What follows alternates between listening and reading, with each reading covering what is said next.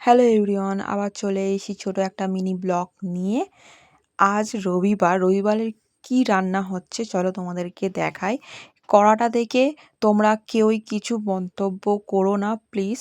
এটা অনেক দিনকার পুরনো কড়া। কড়ার মধ্যে তেল, পাঁচফোড়ন, লবঙ্গ, এলাচ দিয়ে ফোড়ন দিয়েছি, তেজপাতাও দেওয়া হয়েছে, তার সঙ্গে পেঁয়াজটাকে কিছুক্ষণ পর নেড়ে চেড়ে নিয়ে তারপরে আদা রসুন বাটা, কাঁচা লঙ্কা বাটা, পেঁয়াজ একসঙ্গেই মিক্সচারে পেস্ট করে নিয়েছিলাম।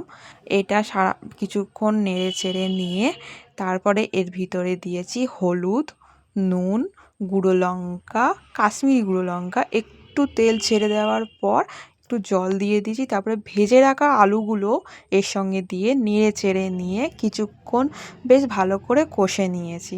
আমার মাছ ভাজাটা হয়ে গিয়েছিল, কেন মাছটা এটা হচ্ছে পাঙাশ মাছ খুব তেল ছিটকায়। এত তেল ছিটকাচ্ছিল সে কিছু বলার ধারণাই নেই।